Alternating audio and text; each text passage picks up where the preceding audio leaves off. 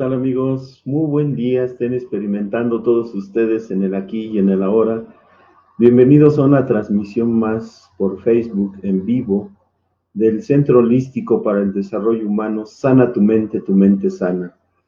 Hoy con el tema de la identificación, que es un tema muy poderoso, es un tema mágico, entendiendo que la identificación es la principal herramienta que tiene el ego para controlar al ser dentro del humano. Si hay algo que mantiene dormido a la persona, al ser humano, pues es este proceso interior llamado la identificación. Vamos a entrar de lleno a lo que es este asunto de la identificación. ¿Qué es la identificación?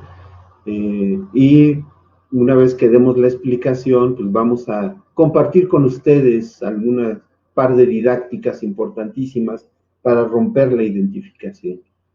Pero antes les preparé un pequeño video con un fragmento de las enseñanzas del maestro Gurdjieff acerca de la identificación en palabras, obviamente, en el escrito de Ouspensky. La identificación es un rasgo tan común, que en la tarea de la observación de sí es difícil separarla del resto. El hombre está siempre en estado de identificación, solo cambia el objeto de su identificación.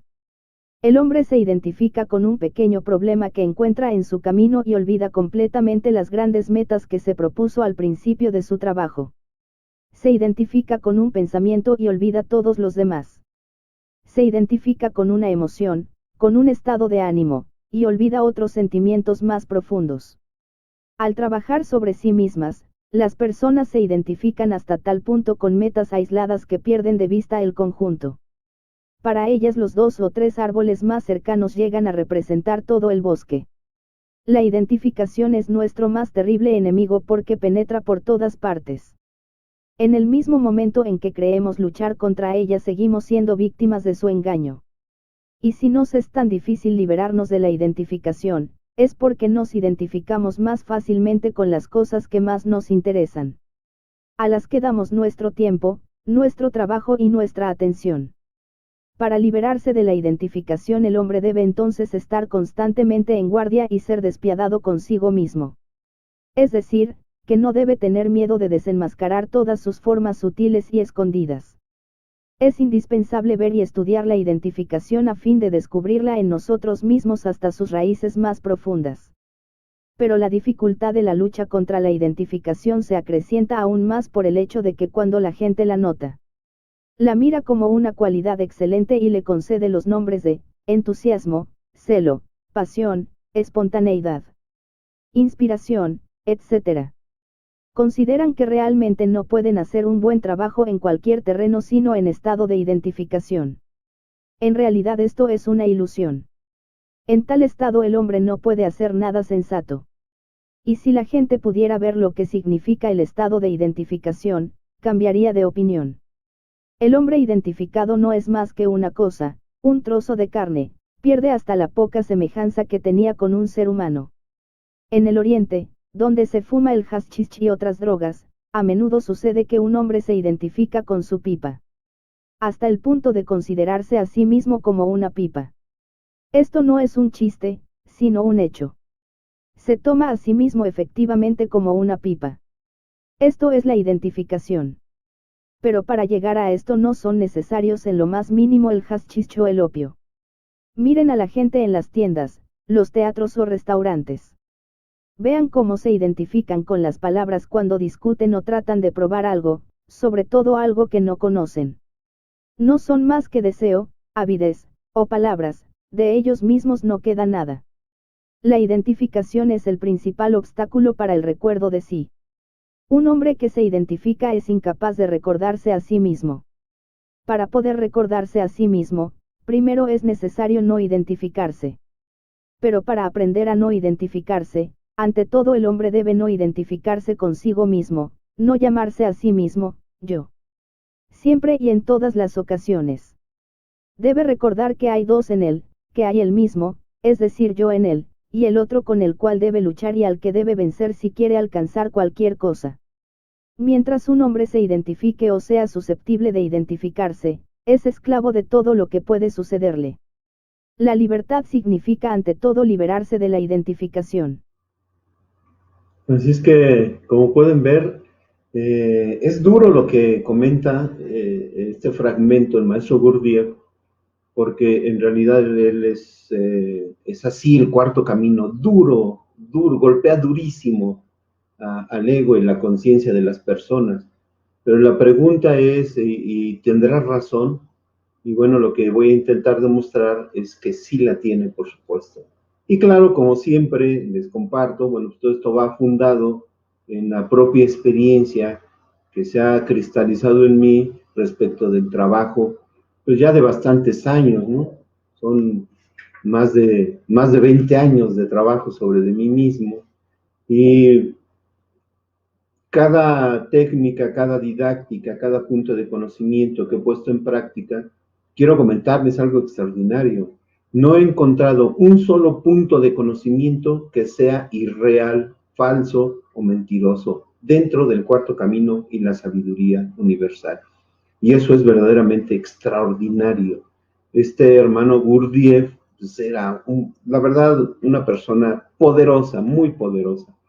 Y también quiero recordarles que el cuarto camino, la enseñanza de Gurdjieff, que se denomina el cuarto camino, surge por allá de los años 30 del siglo pasado, en la zona de Rusia. Y esta enseñanza fue dada como preparación para que llegara por ahí de los años 60 otro maestro de luz, de conciencia despierta, a dar la máxima enseñanza de toda la historia de la humanidad. O, digámoslo más objetivamente, a recordarnos y develarnos esta sabiduría trascendente. Así es que, como ustedes pudieron haber escuchado, la identificación es un proceso del ego, es un proceso que engaña la esencia, haciéndole creer que es algo que en realidad y de verdad no lo es. La identificación es terrible, terrible, es lo que más sume al ser humano en los estados de inconsciencia, en ese estado terrible de olvido de sí mismo. Y digo terrible porque la conciencia de sí, a ver, recordemos, vayamos un poquito más para atrás. Recordemos que existen 4 estados de conciencia. El primer estado es el sueño de la noche, cuando acostamos nuestro cuerpo en la cama y salimos del cuerpo físico y pasamos a la región de la quinta dimensión, que es el mundo astral.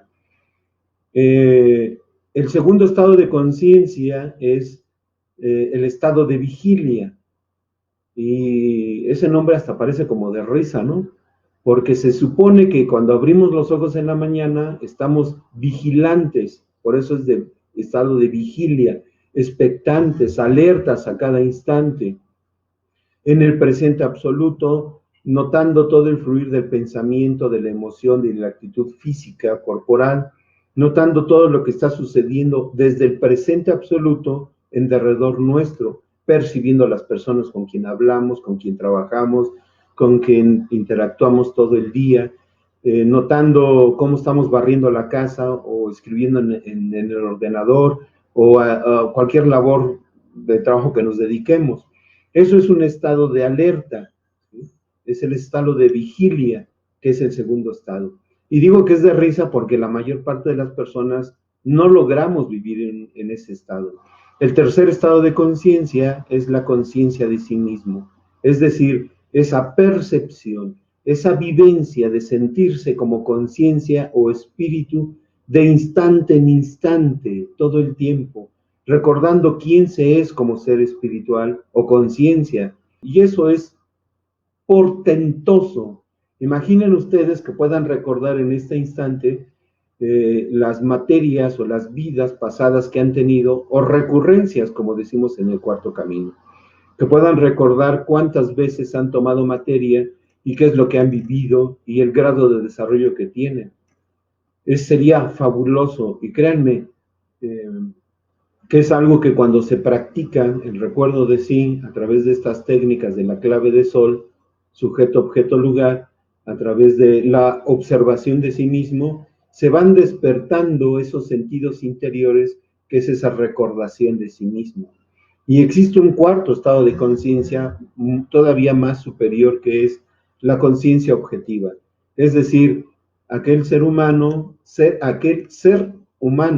que ha alcanzado a desarrollar el más alto grado de desarrollo que se puede alcanzar, o que puede alcanzar una esencia encarnada, o un ser humano, como ustedes gusten decirlo. Me refiero al desarrollo de potenciales como recordar vidas pasadas, la videncia, clarividencia, polividencia, clariaudiencia, etcétera, que son 7 los sentidos interiores que despierta alguien que ya alcanzó la conciencia objetiva.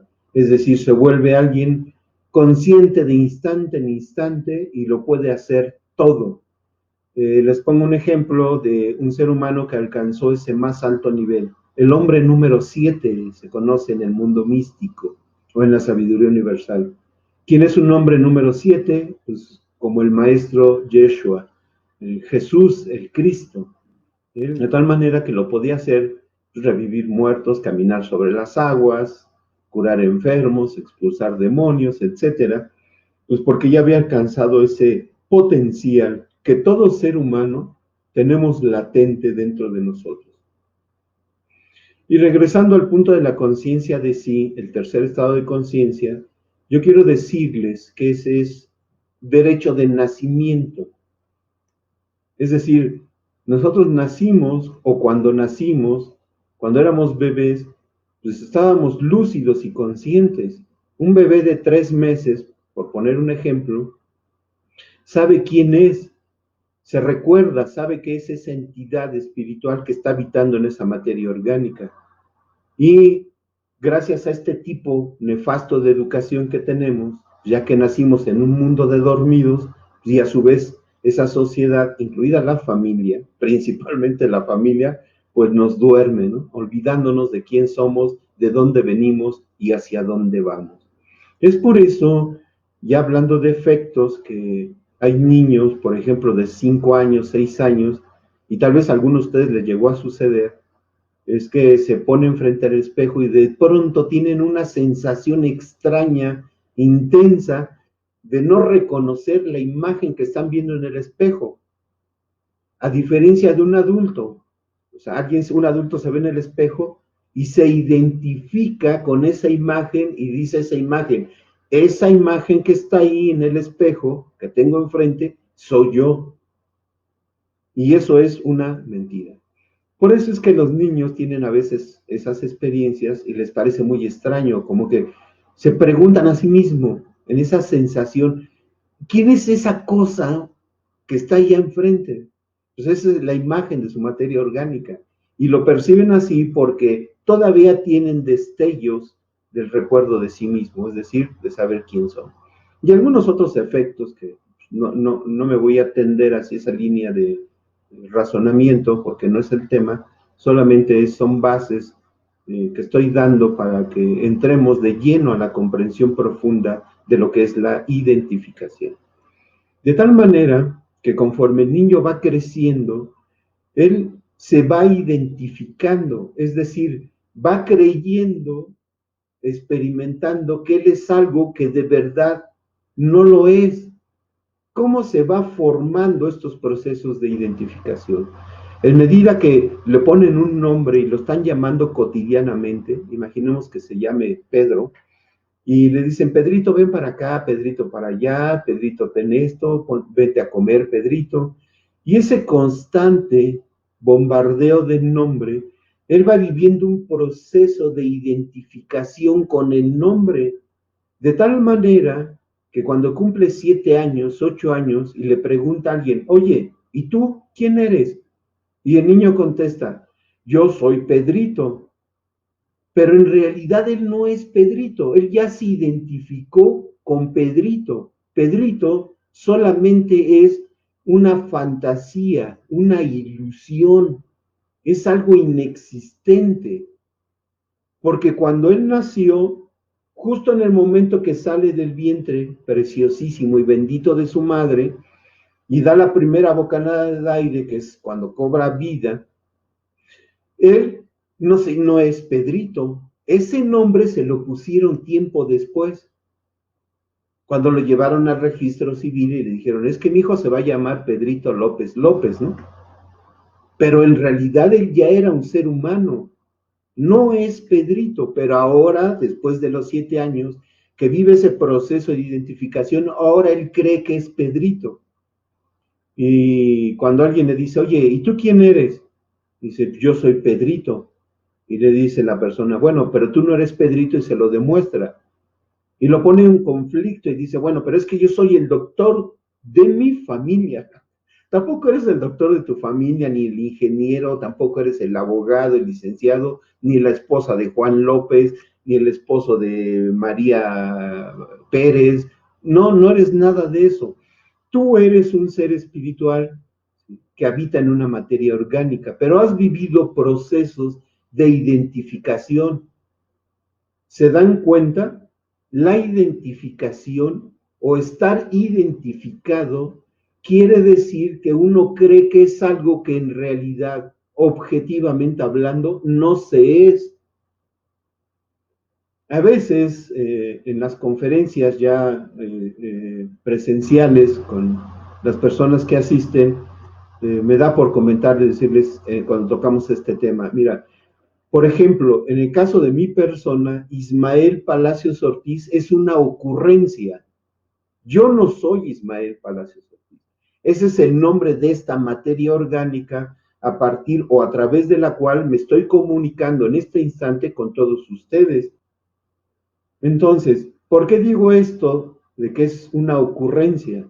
Porque 15 días después de que nací y que ya era un ser humano, mi madre le pregunta a mi padre, oye, ¿y cómo le ponemos al niño? Y a mi padre se le ocurre decir, pongámosle Ismael. ¿Se dan cuenta? Ismael Palacios Ortiz es una ocurrencia. Y toda mi vida, mucho tiempo, muchos años de mi vida, yo vivía cotidianamente creyendo que era Ismael Palacios Ortiz, lo cual también significa que vivía engañado, creyendo que era algo que de verdad no soy. Yo soy yo. ¿Recuerdan esa frase popular que mucha gente repite, pero que no conoce o no alcanza a comprender el fondo? El fondo es esto que estoy explicando. Cuando alguien dice yo soy yo, está evocando su propia presencia espiritual. Cuando alguien dice yo soy yo, está diciendo yo soy eso que está sosteniendo esta materia orgánica. Yo soy la parte perenne, la parte que nunca perece, el que trasciende. Soy esa energía consciente de mí mismo, energía espiritual, que hoy día, en este instante, estoy habitando en esta materia orgánica llamada Ismael Palacios Ortiz. Como pueden notar hasta este punto de la explicación, pues ya se empezarán a dar cuenta de lo tremendo, de lo duro, de lo terrible que es vivir identificado. Y desafortunadamente el hombre de conciencia dormida, pues vive cada segundo, de cada minuto, de cada hora, de todo su día, de toda su vida, en un constante proceso de identificación. Los seres, nuestros hermanos, los seres espirituales encarnados, nos identificamos primero con nuestra materia, con nuestro nombre, y luego también se viven procesos de identificación con los hábitos, esa manera particular y bien definida de gesticular, de expresar en el rostro ciertas emociones, sentimientos, etcétera, ¿no? Hábitos como la manera en cómo te sientas, la manera en cómo caminas, identificados con ideas intelectuales, por ejemplo, ¿no? Decía Gurdjieff en el texto que les pasé, decía, es que las personas en los teatros, en las tiendas, cómo hablan en las cafeterías, y alguien que grabó un concepto moral, ético, filosófico, religioso o educacional, de pronto en ese diálogo, en ese interactuar con otras personas, recuerda ese concepto y lo expresa diciendo, por poner un ejemplo, ¿no? Un hombre decir, es que a las mujeres no se les debe de tocar ni con el pétalo de una rosa. Y no estoy diciendo que eso está mal. Lo que quiero significar o demostrar es que ese concepto lo adquirió en la infancia. No lo sé, tal vez lo escuchó de un tío o lo escuchó de su abuelo o de su padre y lo grabó en su memoria. No nació con ello, no nació sabiendo, teniendo ese concepto que a las mujeres se les debe de respetar y tratar con mucho amor, que por cierto, sí se les debe de tratar, no con mucho respeto, con una cantidad inconmensurable de respeto, con un infinito amor, porque la mujer, como hablábamos el día lunes, es la cosa más bella y extraordinaria de la creación. Y los hombres también. Entonces, sí, porque no crean que nada más las mujeres, o sea, las mujeres nos deben respeto y amor y consideración a los hombres y nosotros los hombres a ustedes las mujeres. Entonces, se vive ese proceso de identificación donde ahora él cree que es el gran creador de ese concepto llamado que a la mujer no se le debe de lastimar ni con el pétalo de una rosa. Y lo va a defender como si fuera suyo, cuando la verdad es que es algo que robó de la vida. ¿Recuerdan ese mandamiento? No robarás. Y cuando toco el tema y desarrollo el tema de los mandamientos, y lo explico desde la perspectiva del despertar de la conciencia y la sabiduría universal, es decir, de la suprapsicología, se da uno cuenta que nada tienen que ver, nada absolutamente, con el materialismo, lo cual significa que ese mandamiento de no robarás no nos está diciendo no le quites la cartera a tu vecino o en el camión a alguien o le robes la bicicleta a un niño, no. Eso es muy material. Está diciendo no robes conceptos, no robes sentimientos y emociones. Sé auténtico, original, es decir, exprésate en términos esenciales, no en términos de memoria.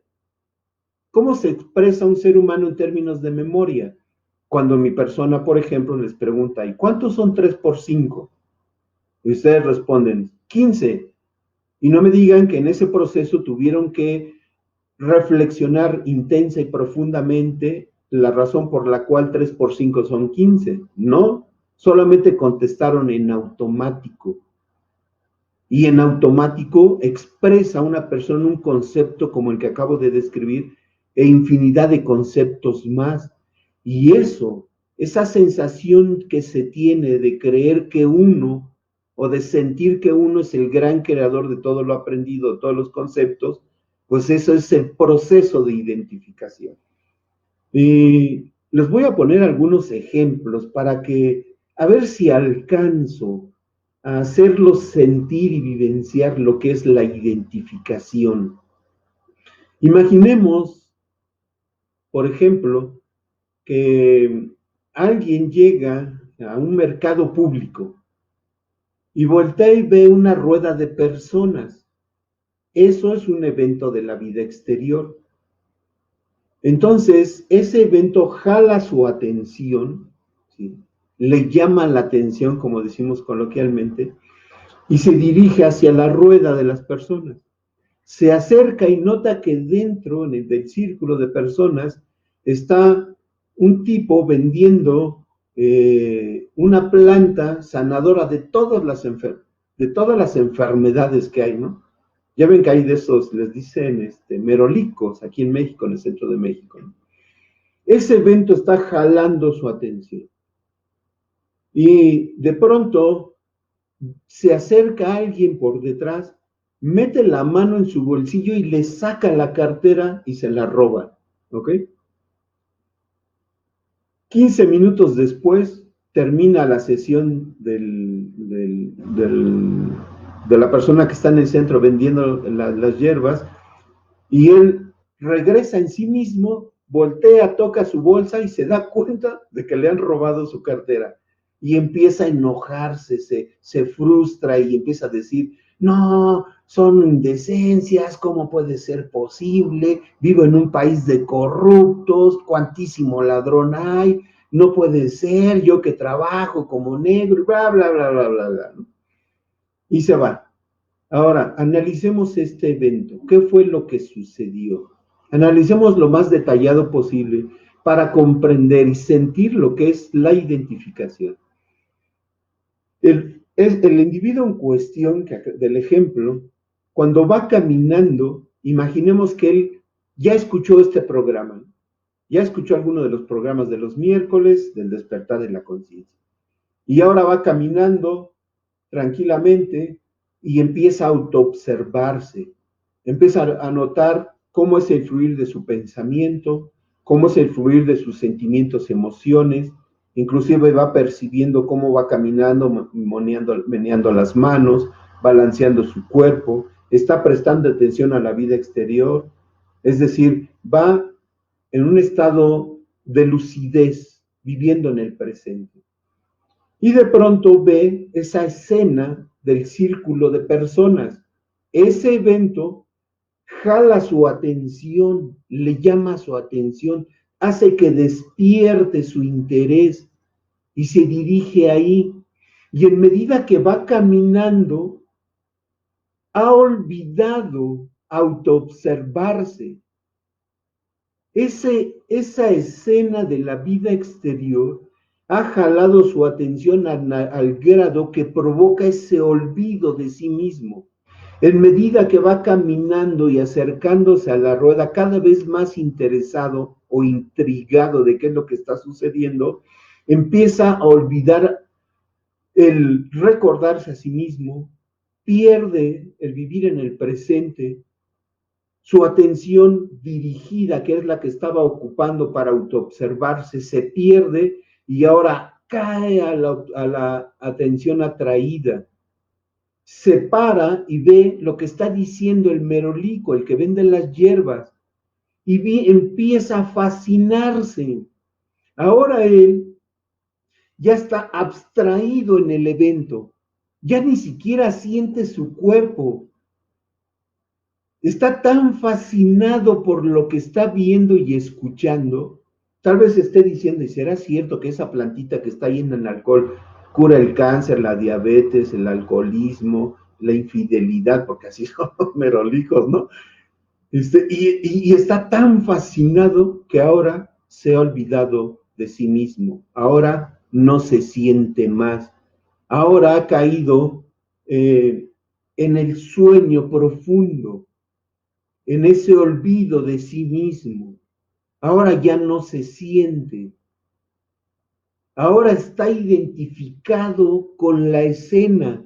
Ahora él es un actor más de la serie de actores que están conformando esa rueda de personas, viendo al merolico del centro vendiendo las hierbas o la fórmula milagrosa. ¿Se dan cuenta? Ya se identificó con la escena. Y esa identificación ha provocado el olvido de sí mismo. Ahora es una simple marioneta. Ahora es arrastrado por la vida y toda su adversidad. Y digo toda su adversidad, porque todo ser humano que vive con su conciencia dormida, identificado consigo mismo, sus hábitos, sus pensamientos, sus conceptos con la vida exterior, identificado de miles de formas o maneras, siempre es embestido por la vida y toda su adversidad. ¿Cuál es la adversidad del personaje en cuestión? Pues que le robaron su cartera. Y es cuestión o es razonable que él diga, Dios mío, ¿por qué permites que me pasen estas cosas a mí? Pues claro que no.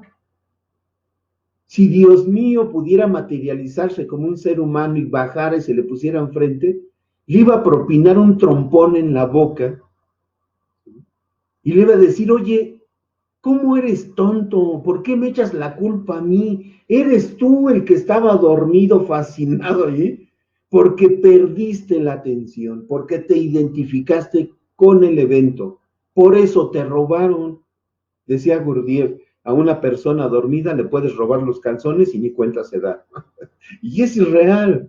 Recordemos que Gurdjieff es muy irónico y muy duro, ¿no? Cuando hablaba, y así expresa toda su enseñanza. Entonces, es justo para él, o tiene el derecho de decir que que tiene mala suerte y que por eso le robaron su cartera. No.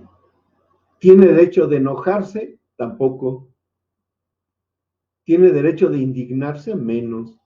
Es decir, no tiene ningún derecho, porque ese derecho lo perdió al dejarse dormir por la vida, porque le hace falta conocer estos temas, le hace falta más práctica para no dejarse dormir por la vida. Y para no dejarse dormir por la vida exterior, se ocupa un esfuerzo, más que un esfuerzo, un súper esfuerzo consciente de estar presente siempre, de romper la identificación con todo y todas las cosas. Claro, hace falta pues, mencionar cómo se hacen, porque pues, eso es lo importante y es algo que voy a compartir enseguida. No sé. Entonces, profundizando en esa parte, decía, es que hay gente en la India que fuma hashish, por ejemplo, y habla de que se identifican de tal manera o a tal grado con su pipa que llegan a creer que son la pipa misma. ¿Sí? Hay personas que se identifican tanto con su familia, que llegan a creer que son el papá de familia. Y eso es un engaño. Hay personas que se llegan a identificar tanto con una persona liosa, peleonera, que se lían a golpes con ella. Aquí en México, alguien que se le acerca al otro y le mienta a su mamá. Y el otro se indigna. ¿Por qué se indigna? Porque está identificado con la significación de la mentada de mamá. Porque él aprendió, robó de la vida, que cuando se le miente a su mamá, él tiene que entrar en un estado colérico, un estado iracundo profundo, y que tiene que dignificar a su progenitor y liarse a golpes con el otro. Eso es la identificación. ¿Sí lo están percibiendo? Porque puede ustedes, cualquiera de ustedes, acercarse a un japonés, inventarle su mamá, decirle esa leperada, pero como el japonés no conoce la significación de un mexicano, se te va a quedar viendo con los ojos pelones diciendo, ¿y qué? ¿Qué me estás diciendo? O sea, no te entiendo. ¿Quién sabe? No se identifica porque no hay en su interior ese significado. Como si mi persona les dijera a ustedes en este momento, oigan, ¿verdad que ese sentimiento, esa emoción llamada tropono, ese sentimiento, esa emoción tropono, ¿verdad que es muy desagradable? ¿Verdad que se siente horrible? Y ustedes se quedan pensando, diciendo, no sé qué está hablando Ismael. ¿Se dan cuenta? No se identifican con esta palabra, que por supuesto me acabo de inventar, porque no conocen la significación. Luego entonces se quedarían en stand-by diciendo, no sé qué está diciendo Ismael. O sea, no se mueve nada en mi interior. Pero como un mexicano sí se identifica con la significación de una mentada de mamá. ¿Notan el proceso? Lo aprendió en su infancia, se lo robó, como se ha robado miles y miles y miles de conceptos de la vida, porque no hace caso a ese mandamiento de la ley de Dios. En el caso que menciona Gurdjieff de la pipa, alguien, porque sucede así, se acerca a un cierto tipo de árbol, por ejemplo en las tribus, estas tribus bárbaras del norte de nuestro país, y digo bárbaras en comparación de la enorme cultura y sabiduría de las culturas quetzalcoatlianas, ¿no? Ellos vivían ese proceso donde un joven que entraba a la adolescencia en su proceso de madurez, iba a un cierto tipo de árbol, rompía una rama, la empezaba a labrar, a formar su pipa para fumar tabaco. ¿Recuerdan eso? Hasta en las películas se ve. Y el hecho de ir formando, esculpiendo su pipa, él iba cobrando una afectividad por su pipa. Ya inicia el proceso de identificación. Y en medida que fuma tabaco en los ceremoniales sagrados y a veces alguna planta de poder, y tiene experiencias místicas gracias a la planta de poder, él se va identificando con la pipa de tal manera que pasa de ser algo muy afectivo a experimentarla, a sentirla como si fuera parte de él, como una mano. Ustedes noten su brazo y lo sienten parte suyo, lo identifican, se identifican con ello y tienen un grado de afectividad profunda, de tal manera que si me acerco y les digo, oye, ¿me permites cortarte la mano? Ustedes van a decir, no, ¿qué te pasa? ¿Estás loco? ¿Cómo me vas a cortar la mano? Porque ahora ya lo sienten suyo. Ese proceso del que está fabricando la pipa lo vive de la misma manera. Ahora siente que la pipa es parte de él como un brazo, como una oreja, como la nariz. Está más identificado con la pipa. ¿Se dan cuenta lo que es la identificación? Y puede llegar el grado brutal de identificación que pasa de ser una parte de su cuerpo a sentirse, a creer que él es la pipa misma. Creo que con esta explicación se entiende, se llega a comprender a profundidad, o más o menos a profundidad, lo que es los procesos de identificación. Hace falta mucho que hablar sobre de ello, muchos ejemplos que poner, muchos otros aspectos, aspectos de lo que es la identificación, pero nos llevaríamos unas 3, 4 horas explicando todo ello. Así es que lo voy a dejar hasta aquí para entrar a la parte de, bueno, ya comprendo hasta dónde yo estoy identificado y qué puedo hacer.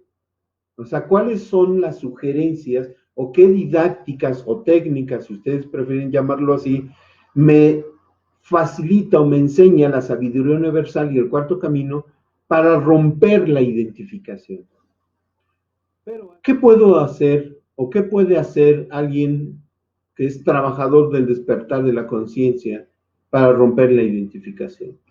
La primera herramienta que se tiene, conociendo cómo es, así como lo expliqué el proceso de identificación, es fortalecer nuestra atención y aprender a dirigir la voluntad, ¿ok?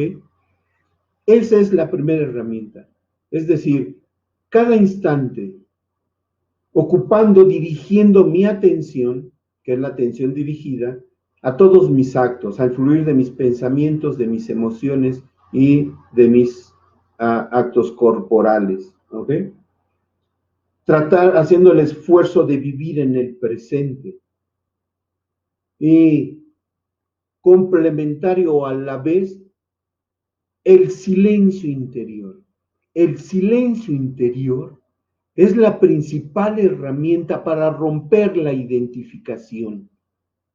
Porque cuando uno se identifica, así como en el ejemplo que puse, se empieza a mover el intelecto, a reproducir la memoria del intelecto, se empieza a reproducir las emociones de la memoria del centro emocional. Y también se mueve el cuerpo físico en ese sentido. Entonces hay que entrar en el silencio profundo. ¿Y cómo entras en el silencio? Dirigiendo tu atención. Por eso digo que es parte de una sola técnica, dos aspectos del mismo trabajo. Les voy a poner, en conferencia les pongo un ejemplo, les digo, te voy a dar este artículo y te voy a dar 20 segundos para que me lo describas detalladamente. Y se los doy y empiezo 20, 19, 18, 17. Y la persona empieza a dirigir su atención buscando grabarse todos los detalles, en este caso de la pluma. termina el ejercicio diciendo 3, 2, 1, 0 y le quito la pluma. Y viene la observación. En el momento que estabas dirigiendo tu atención a la pluma, viéndola detalladamente, tratándola de describir, dime algo, estabas pensando, híjole, ¿y le apagaría los frijoles? O qué feo día me pasé hace 3 años, en mi cumpleaños, donde mi familiar se puso borracho. O estabas diciendo, híjole, ¿qué será el día de mañana de mí? ¿Tendré dinero o no tendré dinero? No, simple y sencillamente estabas dirigiendo la atención y al ejercer tu voluntad dirigiendo la atención, tus centros intelectual, emocional y corporal guardan silencio, silencio interior. Es así como se rompe la identificación. Los que han visto la película de Matrix, la 1, Matrix es un compendio del cuarto camino. Recordarán una escena donde van en la nave en el Nabucodonosor, con su guía, que es el maestro instructor, que es Morfeo, con Trinity, Neo y todo ello, ¿no? Y dan una alerta y se ponen en las cloacas de la ciudad. Y aparecen unos como cangrejos que expelen sus brazos y unas antenitas circulares que tienen. Y le pregunta Neo a Trinity, ¿qué es eso? Y dice, son máquinas destructoras, son máquinas poderosísimas. Ese es el símbolo de la identificación expresado místicamente, obviamente, en la película de Matrix, ¿ok? Porque la identificación tiene la capacidad de dañar a una conciencia, a un espíritu, y dañar en el sentido que evita la recordación de sí mismo y evita el desarrollo espiritual. Así de terrible es la identificación. Otro aspecto para romper o no caer en la identificación es aplicar el recuerdo de sí, a saber que es cada instante dirigiendo su atención a este presente, diciendo, fíjense cómo lo pueden hacer ahorita en este momento, es decir, pregunten a sí mismos, ¿quién soy yo de verdad? Al menos ocupen de buena manera el intelecto, decir, bueno, yo he escuchado a Ismael decir que yo soy un ser espiritual. Entonces, por lo menos así, digo, entramos por el lado más fácil, que es el intelecto, y traten de sentirse ustedes ahí donde están, traten de percibirse a sí mismos, ¿sí? Ustedes son esa entidad inteligente. El cerebro no piensa, el cerebro no intuye. ¿Quién piensa y intuye dentro de ustedes? Ustedes, seres espirituales. Eso que estoy diciendo es para que ustedes digan, ah, eso soy yo. Soy yo quien mantiene viva esta materia orgánica. Soy yo quien está percibiendo el mundo exterior a través de estas dos ventanas llamadas ojos.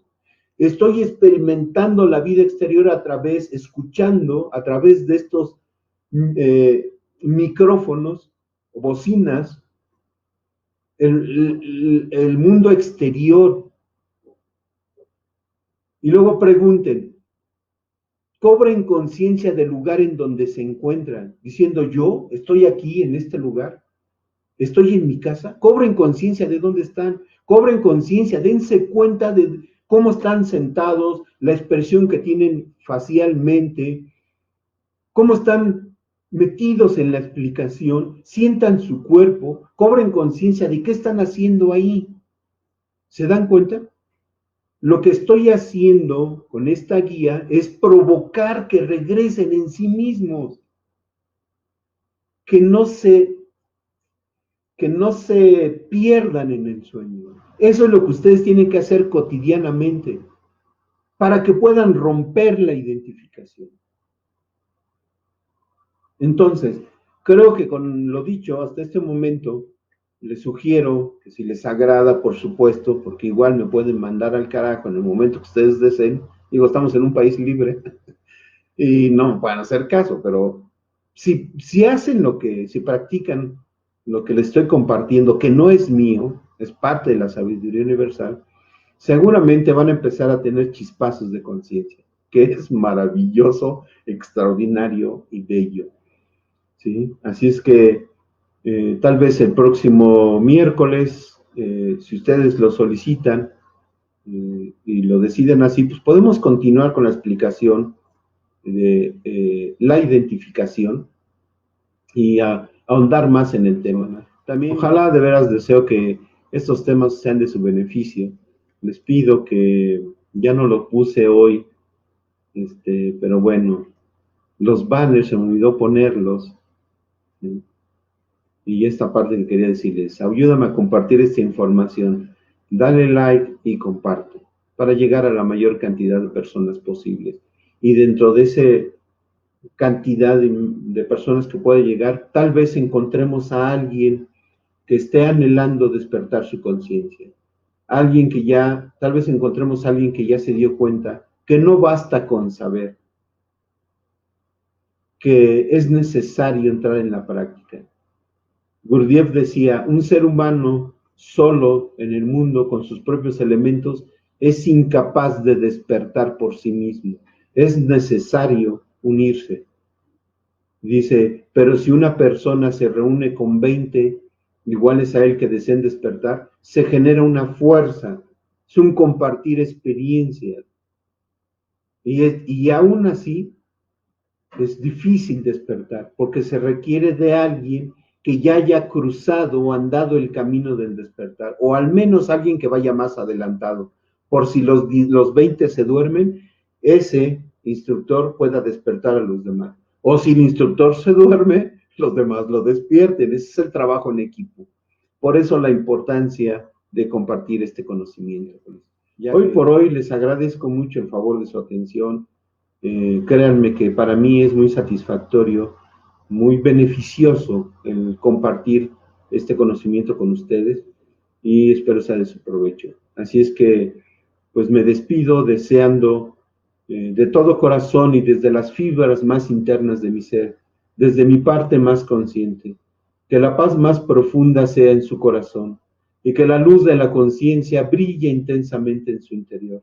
Recuerden, mi nombre es Ismael Palacios Ortiz, pero en realidad yo soy yo. Hasta pronto.